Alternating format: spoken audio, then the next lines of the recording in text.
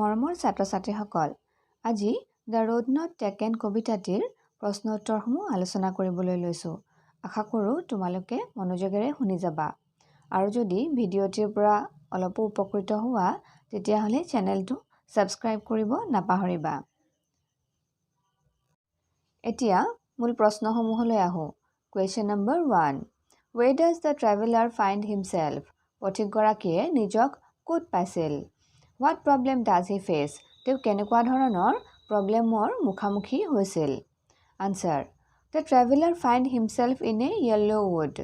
পথিকগৰাকীয়ে নিজকে এখন হালধীয়া বননিত পাইছিল। Where two roads diverge. য'ত দুটা ৰাস্তা দুইফালে গতি কৰিছিল। His problem is that he could not decide on which road he should travel. তেওঁ অসুবিধাটো আছিল, তেওঁ যিটো অসুবিধাৰ সন্মুখীন হৈছিল সেইটো এইটোৱে আছিল যে তেওঁ কোনটো ৰাস্তাৰে ভ্ৰমণ কৰিব সেইটো তেওঁ ডিচাইড কৰিব পৰা নাছিল। Question number 2. Discuss what these phrases mean to you. ইয়াত কেইটামান ফ্ৰেজ দিয়া আছে, তাৰ অৰ্থ কি তোমাক সুধিছে। Number 1. A yellow wood. Answer. Yellow wood means a forest in a autumn season. অৰ্থাৎ হালধীয়া বননিৰ অৰ্থ কি? হালধীয়া বননিয়ে ইয়াত কি বুজাইছে? হালধীয়া বননিয়ে ইয়াত বুজাইছে এখন শৰৎকালৰ বননি। Question number 2. It was grassy and wanted wear. অৰ্থাৎ it was grassy and wanted wear ফ্ৰেজটোৱে কি বুজাইছে? Answer. The path was full of grass because it was a less traveled road. It wanted people to travel on it. It was grassy and wanted wear নামৰ ফ্ৰেজটোৱে এইটোৱে বুজাইছে যে ৰাস্তাটো ঘাঁহেৰে পৰিপূৰ্ণ আছিল, অৰ্থাৎ সজীৱ আছিল, কাৰণ it was a less traveled road, কাৰণ এইটো পথেৰে বেছি পথিক ভ্ৰমণ কৰা নাছিল। It wanted people to travel on it. এইটোৱে অৰ্থাৎ এই ৰাস্তাটোৱে বেছি পথিক তাত ভ্ৰমণ কৰাটো বিচাৰিছিল। Number 3. The passing deer. This refers to the people passing through the road. অৰ্থাৎ passing deer মানে কি বুজাইছে? Passing deer এইটোৱে বুজাইছে যে সেই ৰাস্তাটোৰে অহা যোৱা কৰা মানুহবিলাকৰ কথা কৈছে। Question number 4. Leaves no step had trodden black. এই ফ্ৰেজটোৱে কি বুজাইছে? It means the leaves lying on the road had not been crushed under the feet of traveler. Leaves no step had trodden black. ফ্ৰেজটোৱে এইটোৱে বুজাইছে যে সেই ৰাস্তাটোত তেনেকুৱা ধৰণৰ ট্ৰেভেলাৰৰ অৰ্থাৎ পথিকৰ খোজ পৰা নাছিল, কাৰণ তাত থকা ঘাঁহনিবিলাক একেবাৰে ক্ৰাছড অৰ্থাৎ ছিন্ন বিচ্ছিন্ন হৈ যোৱা নাছিল, অৰ্থাৎ ক'লা হৈ যোৱা নাছিল, কাৰণ মানুহৰ গছকত পাতবিলাক কি হয় ক'লা হৈ যায় আৰু ৰাস্তাটোত যে বহুত মানুহে খোজ কাঢ়িছে সেইটো গম পোৱা যায়। Number 5. How way leads on to way. এই ফ্ৰেজটোৰ অৰ্থ হৈছে Here the poet says that one road always leads on to another and so on. How way leads on to way মানে হৈছে ইয়াত কবিয়ে কৈছে যে এটা ৰাস্তাই সদায় আন এটা ৰাস্তালৈ লৈ যায়, মানে এটা ৰাস্তাৰ কোনো তেনেকুৱা ধৰণৰ শেষ নাথাকে, সেই ৰাস্তাটোৱে কোনো এটা বেলেগ ৰাস্তা দেখুৱাই দিয়ে। যেনেকৈ আমি জীৱনত যেতিয়া কোনোবা এটা সিদ্ধান্তত গৈ থাকোঁ সেইটোৱে আমাক আন আন বহুতো ৰাস্তালৈ লৈ গৈ থাকে। Question number 3. Is there any differences between the two roads as the poet describes them? 1. In stanza 2 and 3. Is there any differences between the two roads? অৰ্থাৎ ৰাস্তা দুটাৰ মাজত কিবা পাৰ্থক্য আছিল নেকি? As the poet described them. কবিয়ে যেনেকৈ বৰ্ণনা কৰিছে। In stanza 2 and 3. যে 2 নম্বৰ আৰু 3 নম্বৰ ষ্টেঞ্জাটোত কবিয়ে যেনেকৈ বৰ্ণনা কৰিছে সেই ৰাস্তা দুটাৰ মাজত কিবা পাৰ্থক্য আছিল নেকি সুধিছে। Answer. The poet described that there is no differences between the two roads. কবিয়ে বৰ্ণনা কৰিছে যে সেই ৰাস্তা দুটাৰ মাজত কোনো ধৰণৰ পাৰ্থক্য নাই. But he felt one of the road more grassy. কিন্তু তেওঁ এটা ৰাস্তা বেছি ঘাঁহেৰে পৰিপূৰ্ণ বুলি অনুভৱ কৰিছিল. 3 নম্বৰ কুৱেশ্যনৰে আন এটা ভাগ হৈছে in the last two lines of the poem. অৰ্থাৎ কবিতাটোৰ শেষৰ দুখাৰীত কবিয়ে ৰাস্তা দুটাৰ মাজত কিবা ধৰণৰ পাৰ্থক্যৰ কথা কৈছে নেকি? Answer. In the last two lines of the poem, the poet tells that the roads which he chose for is less traveled. অৰ্থাৎ শেষৰ কবিতাটোৰ শেষৰ দুটা লাইনৰ জৰিয়তে কবিয়ে কৈছে যে তেওঁ সেইটো ৰাস্তা লৈছিল যিটো ৰাস্তাত কম পথিকে ভ্ৰমণ কৰিছিল. Question number 4. What do you think the last two lines of the poem mean? Looking back, does the poet regret his choice or accept it? What do you think the last two lines of the poem mean? কবিতাটোৰ শেষৰ দুখাৰীয়ে কি অৰ্থ তোমাৰ মতে কি অৰ্থ বুজাইছে? Looking back, does the poet regret his choice or accept it? তেওঁ যেতিয়া পুনৰ চাইছিল তেতিয়া তেওঁ কোনো ধৰণৰ পস্তাইছিল নেকি নে তেওঁ সেইটো একচেপ্ট কৰি লৈছিল? Answer. In the last two lines of the poem, the poet expresses his opinion that it is important to take the right decision in life. In the last two lines of the poem, কবিতাটিৰ শেষৰ দুখাৰীত কবিয়ে নিজৰ মতামত প্ৰকাশ কৰিছিল যে আমি আমাৰ জীৱনত সদায় সঠিক সিদ্ধান্ত লোৱাটো প্ৰয়োজনীয়. The poet decided to take the less traveled road. কবিয়ে কম পথিক ভ্ৰমণ কৰা ৰাস্তাটো লোৱাটো সিদ্ধান্ত কৰিছিল. Because he wanted to experience something different in his life. কাৰণ তেওঁ জীৱনত কিবা এটা আনে নকৰাৰ নিচিনাকৈ বেলেগ এটা অনুভৱ কৰিবলৈ অভিজ্ঞতা ল'বলৈ বিচাৰিছিল. He chose the challenging part of the less traveled road. তেওঁ যিটো ৰাস্তা চেলেঞ্জিং আছিল সেইটো ৰাস্তা ল'বলৈ চেষ্টা কৰিছিল. No, he does not regret his choice. আৰু তেওঁ যিটো সিদ্ধান্ত লৈছিল সেই সিদ্ধান্তটোত কোনো ধৰণৰ পস্তোৱা নাছিল. অৰ্থাৎ তেওঁৰ সিদ্ধান্তটো লৈ পেলাই যে তেওঁ সেই সিদ্ধান্তটো কিয় ল'লে সেই বুলি পস্তোৱা নাছিল.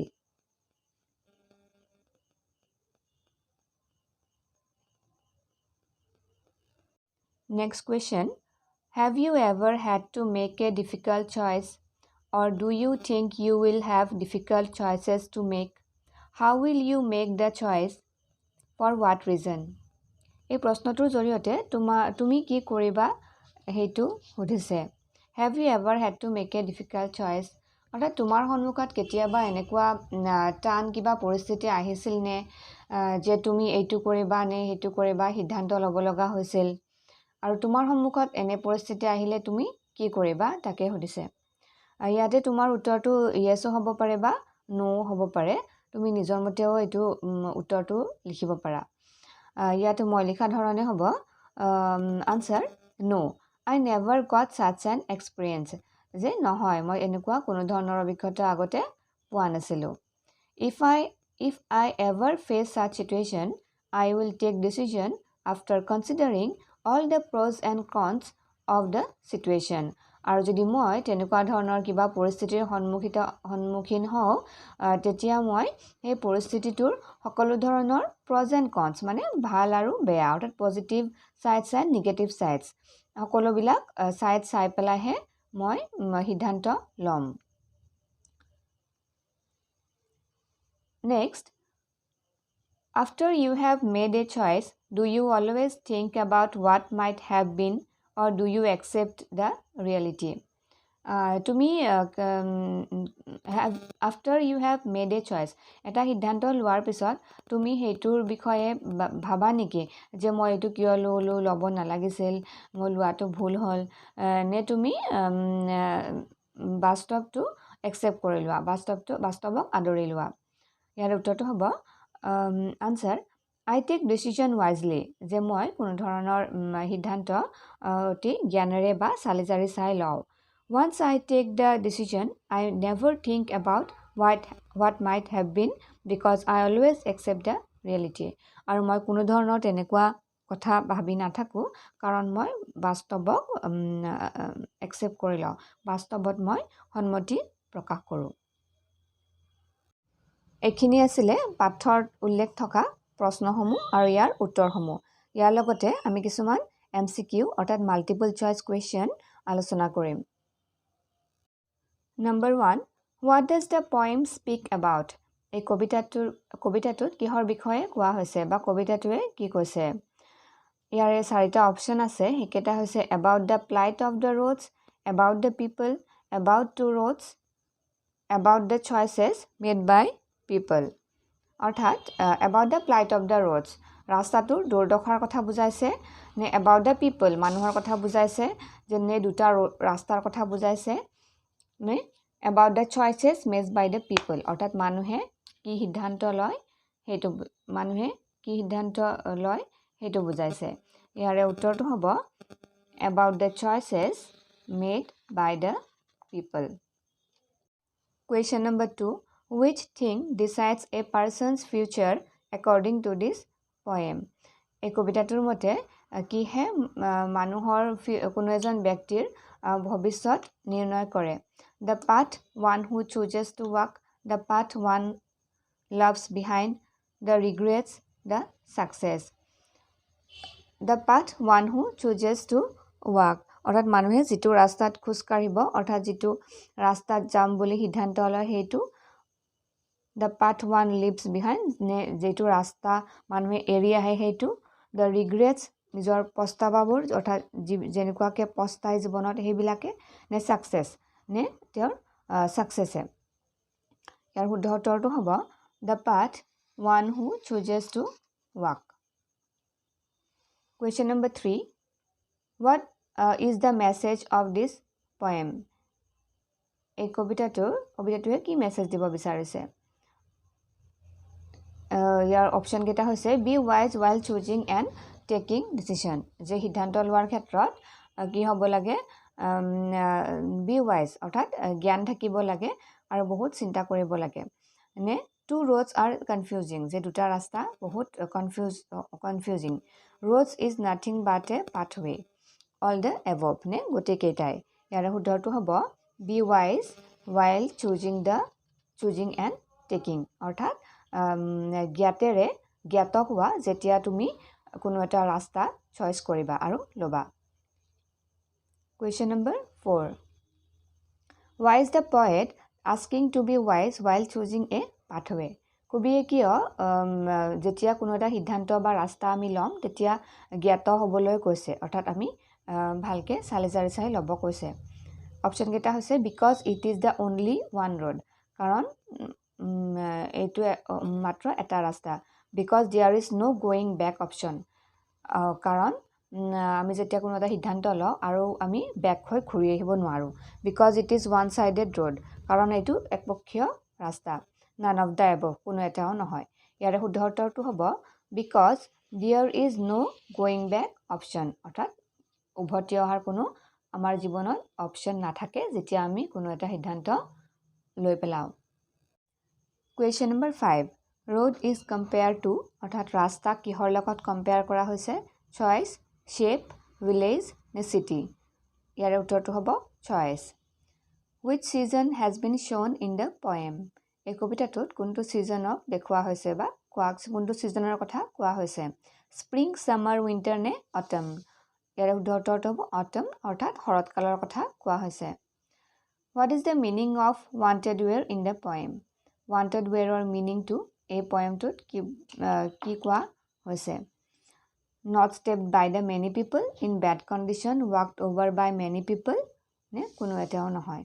not stepped by the many people is the correct answer, মানে বেছি মানুহ তাত খোজ দিয়া নাছিল। What is the meaning of trodden black in the third stanza? trodden black মানে 3 নম্বৰ ষ্টেঞ্জাটোত কি বুজোৱা হৈছে black soil mashed by countless steps black leaves black grass অৰ্থাৎ ট্ৰুডেন ব্লেক মানে হৈছে ইয়াৰে শুদ্ধ উত্তৰটো হ'ব মেছড বাই কাউণ্টলেছ ষ্টেপছ অৰ্থাৎ বহু যেতিয়া খোজ পঢ়ে তেতিয়া পাতবোৰ গছকত কলা হৈ যায় Question number 9. The literacy device used in wanted wear. Wanted wearত কোনটো literacy device ব্যৱহাৰ কৰা হৈছে? Anaphora, metonymy, alliteration, none. ইয়াৰে শুদ্ধ উত্তৰটো হ'ব alliteration. So these are the MCQs of the poem The Road Not Taken. Dear students, if you like the video, please subscribe the channel for more videos like this. Thank you.